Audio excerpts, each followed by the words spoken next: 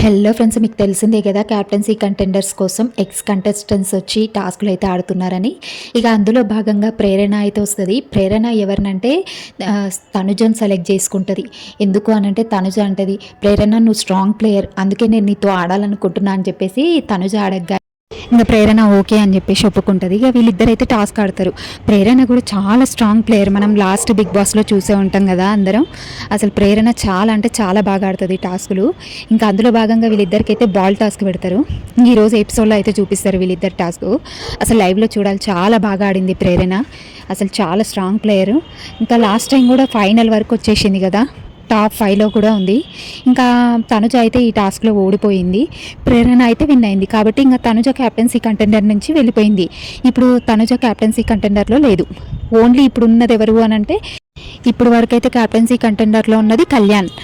కళ్యాణ్ ఎవరితోటి అని అంటే ప్రియాంక జైన్ తోటి ఆడి విన్ అయ్యి కళ్యాణ్ అయితే క్యాప్టెన్సీ కంటెండర్ అవుతాడు. ఇక తర్వాత తనుజ ఓడిపోద్ది, భరణి ఓడిపోతారు. ఇంకా సుమన్ శెట్టి తోటేమో దేత్తడి హారిక వస్తుంది. హారిక ఆడుతుంది, కానీ హారిక విన్ అవుతుంది, సుమన్ శెట్టి ఓడిపోతాడు. కాబట్టి సుమన్ శెట్టి కూడా క్యాప్టెన్సీ కంటెండర్లో లేడు. ఇంకా నెక్స్ట్ వచ్చేసి ఎవరు వస్తారు అని అంటే మానస్ వస్తాడు. మానస్ వచ్చి డిమన్ పవన్తో ఆడతాడు. ఇక మానస్ డిమన్ పవన్ది టాస్క్ కూడా బాల్ టాస్క్. అస్సలు టఫ్ ఫైట్ ఇస్తాడు డిమన్ పవన్. ఇంకా ఇచ్చి ఇందులో అయితే డిమన్ పవన్ అయితే విన్ అవుతాడు ఈ టాస్క్లో. ఇక ఫైనల్గా డిమన్ పవన్ కూడా క్యాప్టెన్సీ కంటెండర్ అయితే అయ్యిండు. Kalyan Demon Pavan captaincy contenders అయ్యారు. ఇక మళ్ళీ తర్వాత వచ్చేది యావర్. యావర్ అందరికీ తెలిసిందే కదా, లాస్ట్ టైం బిగ్ బాస్లో కూడా వచ్చిండు. యావర్ వచ్చేసేమో ఎవరితో, ఇమాన్యుయల్తో ఆడతాడు.